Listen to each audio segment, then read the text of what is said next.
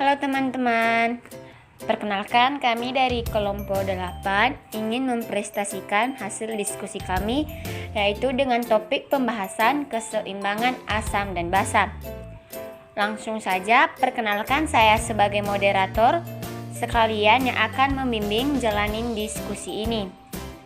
Nama saya Sarina Lahagu, yang kedua Nova Rohima Tanjung, yang ketiga Jenny Anggraini, yang keempat Cindy Olivia HM, yang kelima Chelsea Paulina Duha. Asam dan basa. Asam adalah zat yang dapat memberikan ion H+ ke zat lain, atau disebut sebagai donor proton. Larutan asam memiliki pH kurang dari 7. Asam ada dua. Yang pertama, asam kuat, asam lemah. Asam kuat adalah asam yang berdisosiasi dengan cepat dan terutama melepaskan sejumlah besar ion H+ dalam larutan, contohnya HCl. Yang kedua, asam lemah, di mana kurang kuat melepaskan ion H+, contohnya H2CO3. Basa yaitu ion atau molekul yang menerima ion hidrogen. Larutan basa juga memiliki pH lebih dari 7. Basa terdapat ada dua, yaitu basa kuat dan basa lemah, di mana basa kuat yang bereaksi secara cepat dan kuat dengan H+, contohnya OH negatif H2O.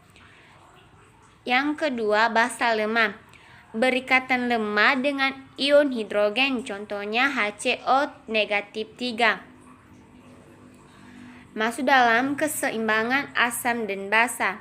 Yang pertama, suatu keadaan di mana konsentrasi ion hidrogen yang diproduksi setara dengan konsentrasi ion hidrogen yang dikeluarkan oleh sel. Yang kedua, konsentrasi ion hidrogen atau pH. Yang ketiga, keseimbangan asam basa adalah keseimbangan ion hidrogen. Yang keempat, derajat keasaman atau pH darah manusia normalnya berkisar antara 7,35 hingga 7,45. Yang kelima, keseimbangan asam basa dalam tubuh manusia diatur oleh dua sistem, yaitu paru dan ginjal. Faktor yang mempengaruhi keseimbangan asam dan basa. Di situ kita dapat melihat yang ada kolom warna biru. Yang pertama, sistem buffer, sistem paru, dan sistem renal atau yang disebut dengan ginjal. Satu persatu kita bahas. Yang pertama, sistem buffer. Sistem buffer berkarbonat merupakan sistem dapur di cairan ekstrasel, terutama untuk perubahan yang disebabkan oleh non-bikarbonat. Yang kedua, buffer protein merupakan sistem dapur di cairan ekstrasel dan intrasel. Yang ketiga, buffer hemoglobin merupakan sistem dapur di dalam eritrosit untuk perubahan asam karbonat.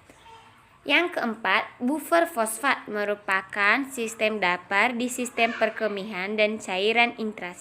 5. Mekanisme buffer tersebut bertujuan untuk mempertahankan pH darah antara 7,35 sampai 7,45. Yang kedua, sistem paru, di mana sistem paru terdapat pembahasannya di dalam ada dua.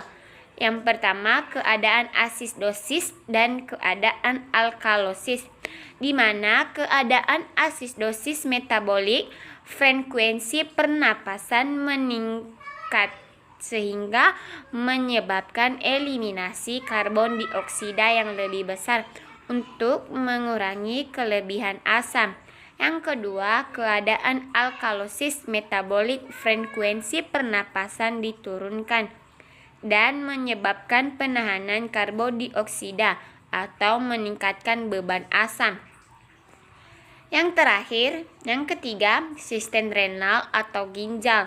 Ginjal mengatur keseimbangan asam basa reabsorpsi ion hidrogen dan ion bikarbonat.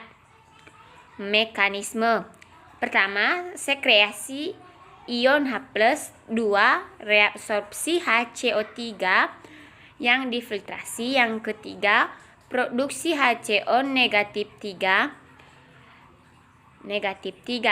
Yang terakhir, gangguan keseimbangan asam dan basa atau yang disebut dengan ice-base imbliase.